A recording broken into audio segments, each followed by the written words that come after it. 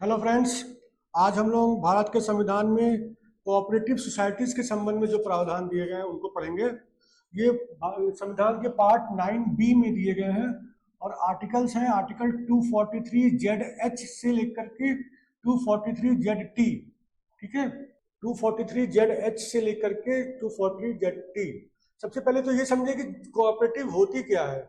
Cooperative होती है autonomous association of persons, एक स्वेच्छा से बनाया हुआ एसोसिएशन, कुछ लोगों का, कुछ पर्संस का, जो इकट्ठा होते हैं वॉलंटरली, एकदम स्वेच्छा से इकट्ठे होते हैं, जबरदस्ती नहीं होते हैं।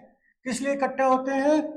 वो उनका एक कोई कॉमन कोई इकोनॉमिक नीड है या एस्पिरेशन है, कॉमन इकोनॉमिक नीड है या सोशल नीड है या कल्चरल नीड है या एस्पिरेशंस है, उसको फुलफिल करने के लिए वॉलंटरली कुछ लोग इकट्ठे हुए हैं और एक बिल्कुल ऑटोनॉमस एसोसिएशन है जो किसी और हस्तक्षेप से मुक्त है।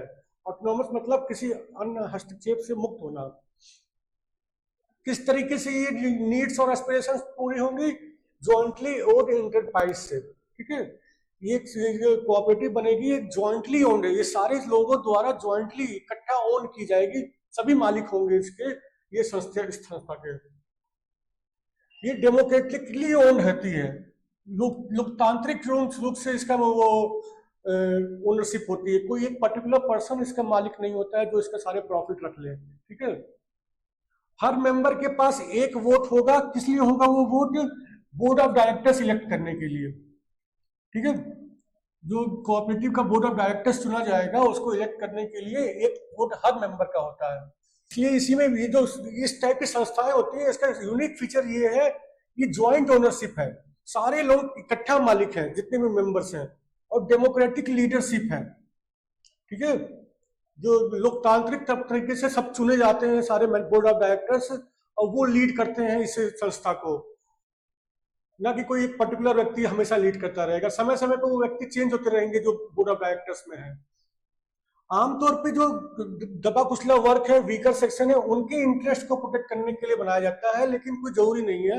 आमतौर पे ऐसा है, लेकिन अन्य लोगों के लिए भी बनाया जा सकता है। अगर उनका कुछ कॉमन इंटरेस्ट है और कोई नीड है, एस्पिरेशंस है, तो उसके लिए बनाया सकता है। इसलिए ये वॉलंटरी एसोसिएशन ऑफ पर्संस है, एक वॉलंटरी स्वेच्छा से बनाया गया संगठन है कुछ लोगों का, और इसका उद्देश्य एक ही है, इसके मेंबर्स की वेलफेयर, इसके मेंबर्स का हितों का सुरक्षा। ठीक है, तो इसलिए पार्ट 9B डाला गया है कॉन्स्टिट्यूशन में, जो इस कोऑपरेटिव सोसाइटी को कॉन्स्टिट्यूशनल स्टेटस प्रदान करता है। ठीक है, अब आइए थोड़ा सा कुछ डेफिनेशंस देख ले। सबसे पहले कोऑपरेटिव सोसाइटी का मतलब क्या है? कोऑपरेटिव सोसाइटी का मीन्स अ सोसाइटी रजिस्टर्ड और deemed to be registered under any law relating to a cooperative society for the time being in force in any state. कोई भी सोसाइटी जो रजिस्टर है या डीम टू बी रजिस्टर्ड है, किस कानून में? जो कानून कोऑपरेटिव सोसाइटी से संबंधित कोई कानून राज्य सरकार द्वारा बनाया गया है, उस कानून के अंतर्गत रजिस्टर्ड है या डीम टू बी रजिस्टर्ड है, तो उसको हम कोऑपरेटिव सोसाइटी बोलेंगे। ठीक है, स्टेट कोऑपरेटिव सोसाइटी का क्या मतलब होता है? स्टेट लेवल कोऑपरेटिव सोसाइटी का, जिसका एरिया ऑफ ऑपरेशन पूरे स्टेट में है, वो पूरे स्टेट में काम काज करती है। ठीक है, उस राज्य के पूरे राज्य में काम करती है, और जो उस राज्य ने कानून बनाया है उसके लिए, उसमें भी उसको स्टेट लेवल कोऑपरेटिव सोसाइटी बनाया गया है। उसी तरह मल्टी स्टेट कोऑपरेटिव सोसाइटी क्या होता है? मल्टी स्टेट कोऑपरेटिव सोसाइटी होता है केवल एक राज्य में काम नहीं करेगी, और वो कई राज्यों में, मल्टीपल राज्यों में काम करेगी, और पार्लियामेंट इसके लिए कानून बनाएगी। ठीक है, क्योंकि वो मल्टीपल राज्यों में काम करती है। बोर्ड क्या होता है? बोर्ड मतलब बोर्ड ऑफ डायरेक्टर्स और the governing body of a cooperative society. Board of directors जो उस कोऑपरेटिव सोसाइटी का डे टू डे फंक्शनिंग देखेगा, उसको चलाएगा, उसके सारे डिसीजंस लेगा, क्योंकि मेंबर्स सारे डेली बेसिस पे आकर के डिसीजन नहीं ले सकते हैं। ठीक है, उसका नाम कुछ भी हो सकता है, आप बोर्ड ऑफ डायरेक्टर्स बोलिए, गवर्निंग बॉडी बोलिए, कुछ भी बोलिए, उसको बोर्ड के रूप में डिफाइन किया गया है। और उसका काम क्या होता है? डायरेक्शन देना और कंट्रोल करना मैनेजमेंट का, और उनको सारा मैनेजमेंट, सारे अफेयर्स जो सोसाइटी के हैं वो सब दे दिए जाते हैं कि आप रूटीन मैटर्स, सब सारे मैटर्स हैंडल करिए। ऑफिस बेरर क्या होता है? वो president, vice president, chairperson, vice chairperson, secretary, treasurer society का, ये सोसाइटी की बात हो रही है, सोसाइटी का, कोऑपरेटिव सोसाइटी का president, vice president, chairperson, vice chairperson, secretary, treasurer. और इसके अलावा ये लोग, ये तो ऑफिस बेरर होते हैं। इसके अलावा अगर बोर्ड किसी और को चुने ऑफिस बेयर के रूप में तो वो भी ऑफिस बेयर रहेगा। रजिस्ट्रार कौन होता है? अगर state multi level cooperative society है तो सेंट्रल रजिस्ट्रार होगा, सेंट्रल गवर्नमेंट अपॉइंट करती है। और अगर स्टेट लेवल पे है तो राज्य सरकार एक कानून बनाती है, उस राज्य सरकार होगी एक रजिस्ट्रार अपॉइंट करती है, रजिस्ट्रार ऑफ कोऑपरेटिव सोसाइटी। अब आ जाते हैं incorporation of cooperative societies, article 243 ZI। ठीक है, कोऑपरेटिव सोसाइटी का इनकॉर्पोरेशन कैसे होता है? इसके लिए देखिए, स्टेट गवर्नमेंट को पूरी पावर दे दी गई है, संविधान ने दिया है कि स्टेट लेजिस्लेचर जो है वो इसके संबंध में कानून बनाए कि कोऑपरेटिव सोसाइटी का इनकॉर्पोरेशन कैसे होगा, उसको रेगुलेट कैसे किया जाएगा, उसमें क्या फॉर्मेलिटीज होंगी, और अगर वाइंडिंग अप की नौबत आती है तो उसका वाइंडिंग अप कैसे होगा। ठीक है, लेकिन देखिए कुछ प्रिंसिपल्स संविधान ने बताए हैं कि जो राज्य सरकार कानून बनाएगी वो इन कानून बनाते वक्त इन प्रिंसिपल्स को जरूर फॉलो करेगी, इनकॉर्पोरेशन, रेगुलेशन और वाइंडिंग अप के संबंध में। प्रिंसिपल्स क्या है? एक तो देखिए वॉलंटरी फॉर्मेशन होना चाहिए, ये नहीं कि जबरदस्ती किसी से बनवाया जाएगा, वॉलंटरली कुछ लोग मिलकर के उसको फॉर्म करेंगे cooperative society. Democratic member control, members ही अपना बोर्ड चुनेंगे और वो ही बोर्ड रन करेगा डेमोक्रेटिकली, वोट देकर के चुनेंगे। मेंबर इकोनॉमिक पार्टिसिपेशन, मेंबर का इकोनॉमिक तौर पे इसमें पार्टिसिपेशन होगा। और ऑटोनोमस फंक्शनिंग, ये बहुत जरूरी है, इसके ऊपर किसी और सरकार का दबाव नहीं होगा। डे टू डे वर्किंग में ये अपने आप ऑटोनोमस रूप से फंक्शन करेगी, स्वेच्छा से फंक्शन करेगी। अगले आर्टिकल पे आ जाते हैं, आर्टिकल 243 ZJ। जो बोर्ड है उसकी संख्या कितनी होगी, बोर्ड मेंबर्स की, उनका टर्म कितना होगा, और इसी तरह से ऑफिस बेयर का टर्म कितना होगा और संख्या कितनी होगी। इसके लिए स्टेट गवर्नमेंट को फिर से पावर दे दी गई है कि एक कानून बनाए और कितने बोर्ड ऑफ डायरेक्टर्स में कितने मेंबर्स होंगे वो बनाए। लेकिन एक मैक्सिमम लिमिट तय कर दी गई है कि डायरेक्टर्स मैक्सिमम 21 हो सकते हैं, उसके अंदर रखते हुए वो कितना भी प्रिस्क्राइब कर सकते हैं, 15 कर दें, 16 कर दें, 10 कर दें, कितना भी कर दें, 8 कर दें, तो लेकिन 21 से ज्यादा नहीं कर सकती कोई राज्य सरकार। रिजर्वेशन होगा, अगर उसमें कोऑपरेटिव सोसाइटी में इंडिविजुअल से केवल मेंबर्स हैं और उसमें तो और उसके मेंबर्स में SC/ST कम्युनिटी के मेंबर्स हैं, वुमेन भी हैं, ठीक है, तो फिर उसमें बोर्ड में रिजर्वेशन होगा। एक सीट शेड्यूल कास्ट या शेड्यूल ट्राइब के मेंबर्स के लिए रिजर्व रहेगी। अगर उसमें मेंबर्स SC/ST कम्युनिटी के हैं उस सोसाइटी में, कोऑपरेटिव सोसाइटी में, और विमेन के हैं, तो एक सीट या तो शेड्यूल कास्ट या शेड्यूल ट्राइब के मेंबर के लिए रिजर्व रहेगी बोर्ड में, और 2 सीटें विमेन के लिए रिजर्व रहेंगी। ये लेकिन तब होगा अगर इस टाइप के SC/ST कम्युनिटी के मेंबर हैं उस सोसाइटी में तब, और विमेन है तब। बोर्ड मेंबर्स का टर्म क्या होगा? 5 साल का होगा। और जो ऑफिस बेयरर्स अनंत वो अपॉइंट किए गए हैं वो उनका भी कार्यकाल 5 साल में खत्म हो जाएगा। कैजुअल वैकेंसी अगर कुछ अराइज हो जाती है बोर्ड में तब क्या होगा? अगर आधे से ज्यादा टेन्योर बीत चुका है उसके बाद कैजुअल वैकेंसी अराइज हुई है तो बोर्ड खुद ही अपना एक वैकेंसी फुल कर लेगा, और उसी क्लास ऑफ पर्सन से जो पर्सन हटा है, जिसकी कैजुअल वैकेंसी आई है, उसी क्लास ऑफ पर्सन से अगर SC/ST का है तो SC/ST का मेंबर आएगा, विमेन का है तो विमेन का आएगा, लेकिन बोर्ड खुद ही कर लेगा, प्रोवाइडेड केवल आधी से कम टेन्योर बचा है बोर्ड का। अगर आधे से ज्यादा टेन्योर बचा है तो फिर इलेक्शन कराना होगा। Co-option of persons to be members of board, कुछ मेंबर्स बिना चुनाव के भी आ जाते हैं बोर्ड में। एक अप्रोप्रिएट बॉडी इसके लिए नियुक्त करती है स्टेट गवर्नमेंट, वो एक स्पेसिफिक एरिया ऑफ इंटरेस्ट और कुछ स्पेसिफिक स्पेशलिटी और स्पेसिफिक एरिया ऑफ इंटरेस्ट के लोगों को वो बोर्ड में नामित कर देती है, ठीक है। ये इलेक्टेड मेंबर्स नहीं होते हैं, और इन लोगों का अपॉइंटमेंट सिर्फ इसलिए होता है कि उनका जो लेवल ऑफ नॉलेज है और एक्सपीरियंस है उसको देख करके उनका नॉमिनेशन कर दिया जाता है बोर्ड में। उनका कोई इलेक्शन वगैरह नहीं किया जाता है ताकि उनके एक्सपीरियंस और नॉलेज का फायदा मिले। अच्छा, किस एरिया के एक्सपीरियंस और नॉलेज का किया जा सकता है? स्टेट गवर्नमेंट लॉ बनाएगी स्टेट लेजिस्लेचर में, जिन लोगों के पास बैंकिंग, मैनेजमेंट, फाइनेंस या फिर ऐसी फील्ड जिस फील्ड में वो सोसाइटी काम कर रही है, जो ऑब्जेक्ट्स और एक्टिविटीज हैं उस सोसाइटी के, उस फील्ड का एक्सपर्टाइज है, ऐसे व्यक्तियों को वो नामित कर सकती है, नामित किया जाता है। और इनकी संख्या कितनी होगी कोऑपरेटिव मेंबर की? मैक्सिमम 2, जो 21 पहले बताए थे उसके अलावा 2 और, ठीक है। ये कोऑपरेटिव मेंबर्स लेकिन वोट नहीं करेंगे किसी भी बोर्ड मीटिंग में, ठीक है। और वो ऑफिस बेयरर भी नहीं बन सकते उसका, बोर्ड का। अच्छा, बोर्ड मेंबर्स का इलेक्शन कैसे होगा? आर्टिकल 243Z के क्या टाइम लिमिट है इलेक्शन कंडक्ट करने की? देखिए, जब भी किसी बोर्ड का कार्यकाल खत्म हो रहा है तो उससे पहले पहले नए बोर्ड का चुनाव करा लेना होगा, ताकि कार्यकाल खत्म होते ही नया बोर्ड आकर के टेक ओवर कर ले, ठीक है। कौन कराएगा? इसके लिए स्टेट गवर्नमेंट एक कानून बनाएगी विधानसभा में, और एक बॉडी या अथॉरिटी बनाएगी जो इसका इलेक्टरल रोल को बनाएगी, उसका सुपरिटेंडेंस करेगी, डायरेक्शन करेगी और कंट्रोल करेगी। तो इलेक्टोरल रोल है उस समिति का, उसके संबंध में उसको वो बनवाएगी और सारे चुनाव कंडक्ट कराएगी। ये एक बॉडी बनाएगी स्टेट गवर्नमेंट कानून बना करके। इसके अलावा कानून बना करके स्टेट गवर्नमेंट जो भी चुनाव कराने का प्रोसीजर है और जो गाइडलाइंस है वो भी तय करेगी। ये चीजें संविधान में नहीं दी गई हैं, इसके लिए स्टेट गवर्नमेंट कानून बनाएगी।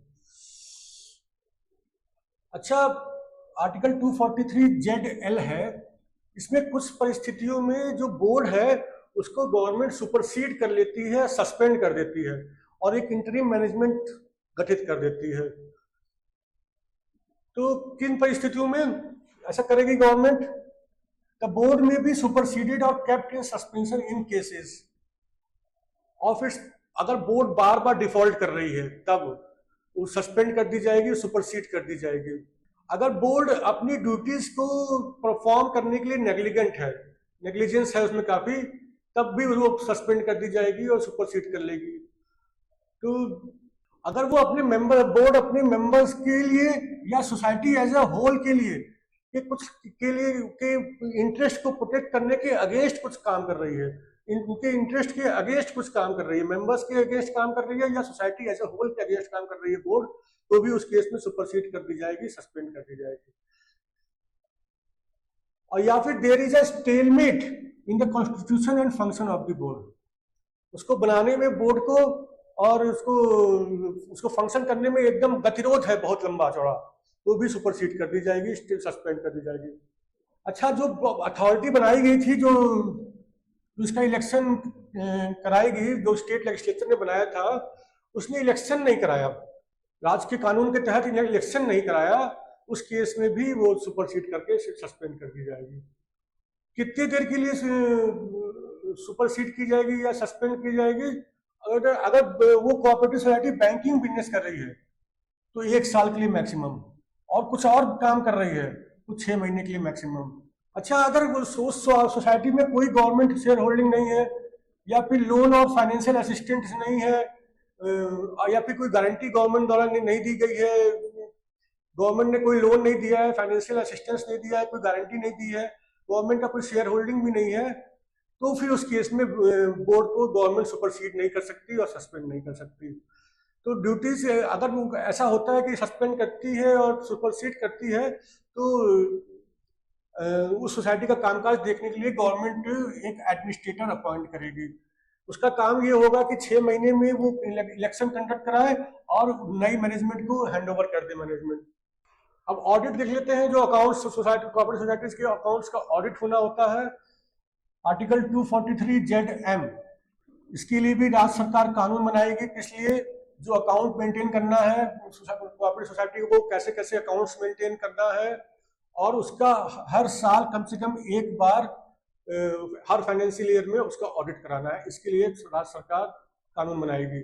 जो ऑडिटर होंगे उनकी क्वालिफिकेशन क्या होगी वो भी राज्य सरकार कानून द्वारा तय करेगी। मिनिमम क्वालिफिकेशन और एक्सपीरियंस क्या होगा, और इसके अलावा अपॉइंटमेंट कैसे होगा उन ऑडिटर्स का। स्टेट गवर्नमेंट और या फिर एक अथॉरिटी जो स्टेट गवर्नमेंट द्वारा ऑथराइज की गई है वो एक पैनल मेंटेन करेगी कि ये पैनल है ऑडिटर्स का और ऑडिटिंग फर्म्स का, और उसी पैनल के में से लोगों को ऑडिट अलॉट करेगी। और वो गवर्नमेंट खुद अलॉट नहीं करेगी, ये जो ऑडिटर या ऑडिटिंग फर्म को अपॉइंटमेंट होगा वो जनरल बॉडी मीटिंग में, कोऑपरेटिव सोसाइटी की मैंने बोर्ड की मीटिंग नहीं, तो जनरल बॉडी मेंबर्स की जनरल बॉडी मीटिंग होगी, उसमें अपॉइंटमेंट किया जाएगा। कब तक अपॉइंटमेंट कर देना होगा, फाइनेंशियल ईयर खत्म होने के बाद। अच्छा, जो जनरल बॉडी मीटिंग है, जो मेंबर्स की जनरल बॉडी है, उसकी मीटिंग्स कराने के लिए प्रावधान दिया गया है आर्टिकल 243 ZN में। ठीक है, इसके लिए भी राज्य सरकार कानून बनाएगी और उसको इसमें मैक्सिमम 6 महीने के अंदर जनरल बॉडी का फाइनेंशियल ईयर खत्म होने के 6 महीने के अंदर मैक्सिमम जनरल बॉडी की मीटिंग कंडक्ट करने के लिए प्रावधान बनाना होगा, और उसमें जो भी कानून में लिखा होगा, जो जो बिजनेस ट्रांजैक्ट करना होगा उस जनरल बॉडी मीटिंग में, उसके संबंध में कानून बनेगा। Right of member to get information, article 243ZO। ठीक है, इसके लिए भी राज्य सरकार कानून बनाएगी, और हर मेंबर को एक्सेस प्रोवाइड किया जाएगा। किस चीज का, सोसाइटी की बुक्स का, इंफॉर्मेशन का और अकाउंट्स का, जो भी रेगुलर ट्रांजेक्शन्स है सोसाइटी का, उसकी इंफॉर्मेशन, उसकी बुक्स, अकाउंट्स, ये सब की एक्सेस सारे मेंबर्स को प्रोवाइड किया जाना कंपलसरी है। अच्छा, जो मेंबर्स हैं उनका भी वो पार्टिसिपेशन होना चाहिए मैनेजमेंट में। इसके लिए भी राज्य सरकार कानून बनाएगी कि मेंबर्स का मिनिमम रिक्वायरमेंट कितना होगा अटेंडेंस का। ठीक है, जो भी मीटिंग्स हैं उसको अटेंड करने के लिए कितना मिनिमम मेंबर्स को मीटिंग्स अटेंड करनी ही करेंगे। और इसके अलावा for utilising the minimum level of services as में भी प्रोवाइडेड इन सच लॉ। अच्छा, राज्य सरकार चाहे तो ये कानून भी बना सकती है कि कोऑपरेटिव सोसाइटी अपने मेंबर्स को एजुकेशन देगी, ट्रेनिंग देगी। रिटर्न्स के संबंध में आर्टिकल है 243 टाइम पे सोसाइटी को अपने रिटर्न सबमिट करने होंगे। एक अथॉरिटी स्टेट गवर्नमेंट द्वारा डेजिग्नेट की जाएगी, उसके पास तमाम कागजात जमा करने होंगे रिटर्न्स के शेप में। कब तक जमा करने होंगे, मैक्सिमम 6 महीना साल फाइनेंशियल ईयर खत्म होने के बाद, मार्च के बाद 6 महीना। इसमें क्या क्या कागज होंगे, annual reports of its activities, साल भर में क्या क्या काम किया उन्होंने, ऑडिटेड स्टेटमेंट्स ऑफ अकाउंट, ठीक है, बैलेंस शीट वगैरह ऑडिटेड कराने के बाद। अच्छा, जो अगर कुछ सरप्लस काम करने के बाद कुछ पैसे बच गए हैं तो जनरल बॉडी कोऑपरेटिव सोसाइटी का अप्रूव करेगी कि हम इस पर्पस के लिए इस पैसे को खर्च कर लिया जाए। ठीक है, वो प्लान क्या है ये भी उसको उसमें भी देना होगा डेजिग्नेटेड अथॉरिटी को। अगर कोई बायलॉज में, कोऑपरेटिव सोसाइटी के बायलॉज में कोई अमेंडमेंट हो रहा है तो भी वो अमेंडमेंट देना होगा। इसके अलावा एक डिक्लेरेशन देना होगा कि जनरल बॉडी की मीटिंग इस तारीख को हुई है और इलेक्शन अगर ड्यू है तो इस तारीख को हुए, कब हुए हैं। ठीक है, इसके अलावा रजिस्ट्रार अगर कुछ और लॉ के अंतर्गत कुछ और इंफॉर्मेशन मांगे तो वो भी दे देना होगा। अब आ जाते हैं आर्टिकल 243 ZQ पर। यह है ऑफेंसेस एंड पेनाल्टीज से संबंधित। ठीक है, देखिए स्टेट गवर्नमेंट, स्टेट लेजिस्लेचर में कानून बनाएगी जो कोऑपरेटिव सोसाइटीज के से संबंधित ऑफेंसेस होंगे उसको इसके संबंध में, और उसमें पेनाल्टी क्या लगेगी इसके लिए भी स्टेट गवर्नमेंट कानून बनाएगी। ठीक है, लेकिन इन चीजों को शामिल करना होगा। अगर ये गलतियां हैं, ये ऑफेंसेस हैं तो उस एक्ट में, उस कानून में शामिल करना होगा एज एन ऑफेंस। क्या क्या चीजें हैं, अगर कोई कोऑपरेटिव सोसाइटी या उसका अधिकारी या मेंबर कोई फॉल्स रिटर्न जमा करता है, जो अभी ऊपर रिटर्न्स डिस्कस किए वो फॉल्स रिटर्न जमा करता है, फॉल्स इंफॉर्मेशन देता है, अब या फिर इंफॉर्मेशन देता ही नहीं है, जो इंफॉर्मेशन उससे मांगी गई वो देता ही नहीं है जानबूझ करके, ठीक है। तो ये तो स्टेट के लॉ में ये ऑफेंस रहेगा क्योंकि ये संविधान कह रहा है। तो अगर किसी पर्सन को कोई समन दिया गया, रिक्विजिशन दिया गया या फिर लॉफुल रिटन ऑर्डर दिया गया राज्य सरकार के कानून के तहत, और वो जानबूझ करके बिना किसी पर्याप्त कारण के उसको डिसोबे कर रहा है, ठीक है, तो वो भी ऑफेंस रहेगा। अगर कोई एम्प्लॉयर कोऑपरेटिव सोसाइटी का सब्सक्रिप्शन काटता है अपने सैलरी से अपने एम्प्लॉय की, जो उसको कोऑपरेटिव सोसाइटी को जमा करा देना चाहिए था, और वो 14 दिन के अंदर जमा नहीं कराता है कोऑपरेटिव सोसाइटी के पास, तो भी ये एक ऑफेंस रहेगा। कोई भी ऑफिसर या कस्टोडियन अगर वो जानबूझ करके books, accounts, documents, record, cash, security और अदर प्रॉपर्टी जो कोऑपरेटिव सोसाइटी की है, अगर ऑथराइज्ड पर्सन उसको मांगे और वो देने से मना कर दे, ठीक है, अगर वो ऑथराइज्ड पर्सन कहे कि हमको अकाउंट्स दे दो, डॉक्यूमेंट दे दो, रिकॉर्ड्स दे दो, कैश दे दो, सिक्योरिटी दे दो, या कोई दूसरी प्रॉपर्टी है सोसाइटी की वो मुझे दे दो, और वो सोसाइटी का कोई अफसर या कस्टोडियन जिसके पास वो सामान है वो देने से मना कर दे, तो भी ये ऑफेंस होगा। और इसके अलावा कोई भी इलेक्शन के पहले, इलेक्शन के दौरान या इलेक्शन के बाद जो बोर्ड का इलेक्शन होता है, अगर कोई करप्ट प्रैक्टिसेस करता है तो वो भी ऑफेंस होगा, ठीक है। इसके अलावा स्टेट गवर्नमेंट और भी ऑफेंस प्रिस्क्राइब कर सकती है, लेकिन इतने मैटर्स को स्टेट लॉ में ऑफेंस रखना पड़ेगा। ये सारे प्रावधान मल्टी स्टेट कोऑपरेटिव सोसाइटीज के पर भी लागू है। आर्टिकल 243 ZR है, बस अंतर ये है कि स्टेट लेजिस्लेचर की जगह पार्लियामेंट आ जाएगा, स्टेट एक्ट की जगह हम सेंट्रल एक्ट पढ़ेंगे, और स्टेट गवर्नमेंट की जगह हम सेंट्रल गवर्नमेंट पढ़ेंगे, ठीक है, क्योंकि इसका सारा कंट्रोल सेंट्रल गवर्नमेंट के पास है, पार्लियामेंट के पास है। लेकिन ये सारे प्रावधान लगेंगे, बस ये स्टेट की जगह हम सेंट्रल पढ़ेंगे। अच्छा, यूनियन टेरिटरीज के संबंध में क्या होगा? आर्टिकल 243 ZS, ये सारे प्रावधान यूनियन टेरिटरीज पर भी लागू होंगे। अच्छा, यूनियन टेरिटरीज दो तरह की है, एक तो वो जिनके पास अपनी स्टेट लेजिस्लेटिव असेंबली है, और दूसरी वो जो जिनके पास लेजिस्लेटिव असेंबली नहीं है। जिनके पास लेजिस्लेटिव असेंबली नहीं है, तो जहां जहां स्टेट लेजिस्लेचर लिखा हुआ है वहां पे हम एडमिनिस्ट्रेटर ऑफ यूनियन टेरिटरी मानेंगे, ठीक है। और अगर लेजिस्लेटिव असेंबली है तो फिर legislative assembly of the union territory हो जाएगा, ठीक है। स्टेट की लेजिस्लेचर के बजाय legislative assembly of union territory हो जाएगा। अच्छा, प्रेसिडेंट ऑफ इंडिया के पास ये पावर है कि वो गजट में नोटिफाई कर दे कि ये जितने भी प्रावधान हैं, क्या बोलते हैं, कोऑपरेटिव सोसाइटी से संबंधित, वो किसी पर्टिकुलर यूनियन टेरिटरी या फिर उस यूनियन टेरिटरी के एक पर्टिकुलर हिस्से पे लागू नहीं होंगे। अगर प्रेसिडेंट ऐसा नोटिफिकेशन जारी कर देते हैं तो उस नोटिफिकेशन के हिसाब से उतनी एरिया पे ये प्रावधान लागू नहीं होंगे, ठीक है फ्रेंड्स, थैंक यू।